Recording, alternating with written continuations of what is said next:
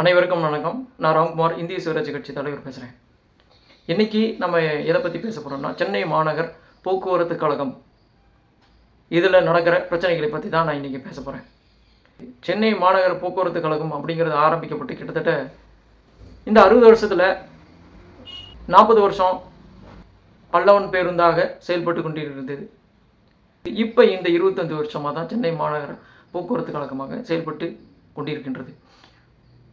Mofussil bus, express, local bus, சொகுசு பேருந்து, அதாவது சூப்பர் டீலக்ஸ் பஸ்ஸுன்னு வச்சுங்களேன். இந்த 4 விதமான பஸ்ஸை இன்றைக்கி விட்றாங்க. அதுவும் புது பஸ்ஸாக விட்றாங்க. இன்றைக்கி வாங்குகிற ஒரு புது பஸ்ஸு இந்த 4 வருஷம் கழித்து பார்த்தீங்கன்னா இருக்காது. இதுதான் இங்கே பிரச்சனை. முதல்ல புது பஸ் வாங்கின 3 மாதம் கரெக்டாக ஓடுது. அதுக்கப்புறம் 6 மாதம் கழித்து அது சவுண்டு வருது. அப்புறம் ஸ்பேர் பார்ட்ஸு உழுகுது. ரொம்ப கேவலமான நிலையில், பழைய நிலையில் ஒரு 25 வருஷம் பஸ் ஓடுற மாதிரி ஒரு நிலையில் ஒரே பஸ்ஸில் இந்த பஸ்ஸெல்லாம் மாறுது. அதுக்கப்புறம் என்னென்னா, மிக மோசமான நிலையில் செயலிழந்து போய் ஓரமாக நின்று போகிறது. மக்கள் எல்லோரும் இறங்குறாங்க, வேறு பஸ்ஸு பிடிச்சி போகிறாங்க. அதுக்கப்புறம் கண்டக்டரும் டிரைவரும் அந்த பஸ்ஸை தூக்கிட்டு போய் அந்த என்ன கான்டென்மெண்ட்டோ அந்த கான்டென்மெண்ட் சர்வீஸ் சென்டரில் போடுறாங்க. இதுதான் இந்த புது பஸ்ஸோட இன்றைக்கி இருக்கிற சென்னை மாநகர போக்குவரத்து கழகத்தோட பஸ்கள், ஒவ்வொரு பஸ்களோட நிலை இதுதான். இந்த நிலை ரொம்ப கேவலமானது. எப்படி சொல்கிறது, ரொம்ப கண்டிக்கத்தக்கது. எந்த விதத்துலையும் இந்த நிலையை நம்ம ஏற்றுக்கொள்ள முடியாது. ஏன்னா இது எல்லாமே நம்மளுடைய வரி பணம். ஒவ்வொரு ரூபாயும் அரசியல்வாதிகள் கை காசு போட்டு வாங்குறதில்லை.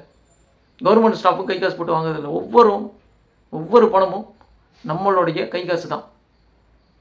இந்த நிலைமை ஏன் வருது அப்படிங்கிறது தான் என்னுடைய முதல் கேள்வி. இன்னைக்கு பொதுவாக என்னென்ன பிரச்சனை இருக்குன்னு சொல்கிறேன் கேளுங்க. பஸ்ஸு என்ன டைமுக்கு வருது, என்ன டைமுக்கு போகுது அப்படிங்கிறது, பஸ் டைமில் கட்டாயமாக பஸ் டைமிங் அப்படிங்கிறது வைக்கிறதுங்கிறது ரூல் இருக்குது. அதுக்கு மேலே முக்கியமாக என்னென்னா, அந்தந்த இடத்துல அந்தந்த பஸ்ஸு நிற்கிற ஸ்டாப்பிங்கில் போர்டு வைக்கணும். என்ன பஸ்ஸு போகுது வருது அப்படிங்கிறது பஸ்ஸு நம்பர் போடணும். முக்கியமாக கட்டாயமாக என்ன, ஒவ்வொரு பஸ் ஸ்டாப்பிங்லேயும் பயணிகள் உட்கார்றதுக்கு இடம், சேர் வைக்கணும். இது எல்லாமே இருக்குது. இன்றைக்கி பெரும்பாலான இடங்களில் இந்த வசதிகள்லாம் இல்லை. அதை விட்டுருங்க.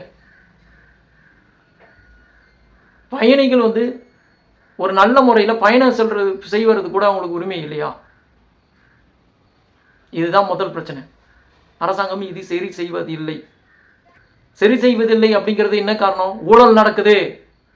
ஊழல் நடக்கிறதுனால மட்டும்தான் இந்த மாதிரி பிரச்சனைகள் வரும்.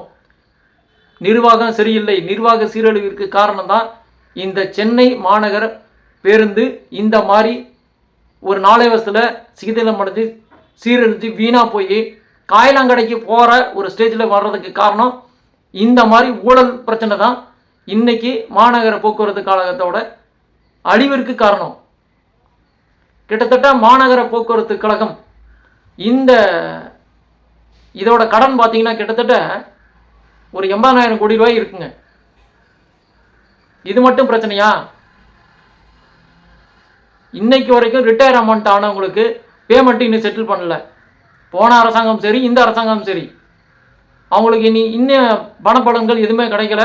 பணி ஓய்வு காலங்களில் அவங்க இன்னும் நிம்மதியாக இருக்க முடியல. நான் போய் பார்த்தேன் ஒரு தடவை ஆஃபீஸ்க்கு. ரொம்ப மோசமாக இருந்தது. ஆஃபீஸே இவ்வளோ மோசமாக இருந்ததுன்னா அப்போ ஊழியர்களுடைய வாழ்வாதாரம் எவ்வளோ கேவலமாக இருக்கும். அரசாங்கம் தன்னை மாற்றிக்கொண்டால் ஒழிய இந்த நிலை மாறாது. முதல்ல தயவு செஞ்சு ஊழல் விட்டு வெளியில் வாங்க. மக்களுக்காக கொஞ்சமாவது பாடுபடுங்கய்யா.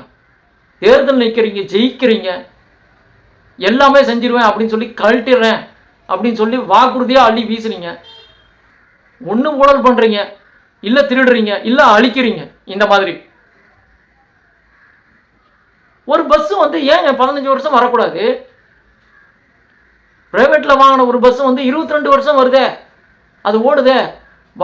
எப்படி வாங்கினால எவ்வளோ புதுசாக இருந்தோ அதே மாதிரி ஓடுற வரைக்கும், கடைசி காலம் வரைக்கும் அவனுக்கு அதே மாதிரி புதுசாக இருக்குது. எப்படி அவனால் மட்டும் மெயின்டைன் பண்ண முடியுது? எப்படி உன்னால் மட்டும் இப்படி கழட்ட முடியல? கேவலம் இல்லையா? போதுங்க, தின்னதெல்லாம் போதுங்க. இதுக்கு மேலே அள்ளி அள்ளி திங்கணுமா? அதான் சம்பளம் வாங்குறீங்க, வருமானம் வருது, எல்லா விதத்துலையும் சம்பாதிக்கிறீங்க, சைட் பிஸ்னஸ் பண்ணுறீங்க, எல்லா பிஸ்னஸும் பண்ணுறீங்க. கவர்மெண்ட் ஜாபையே இன்றைக்கி சூப்பர் பிஸ்னஸாக கொண்டாடிட்டீங்க. இப்படியெல்லாம் செய்யும்போது மக்களுக்கு ஏன் சமூகத்தை பற்றி உங்களை பற்றி நல்ல எண்ணங்கள் எப்படி வரும்? அரசியல்வாதிகளையும் அரசியல் தொழில் பண்ணுறவங்களையும் அரசாங்க ஊழியர்களையும் அரசு அதிகாரிகளையும் கடைநிலை ஊழியர்கள் கூட மக்கள் மதிக்காத காரணம் இந்த மாதிரி கேவலமான நடத்தையினால தான். ஊழல் அப்படிங்கிற ஒரு விஷயத்தை நீங்கள் வெளியில் வரலைன்னா மக்கள் கண்டிப்பாக உங்களை எந்த விதத்திலையும் ஏற்றுக்கொள்ள மாட்டார்கள். அப்படிங்கிறது மட்டும்தான் நிஜம்.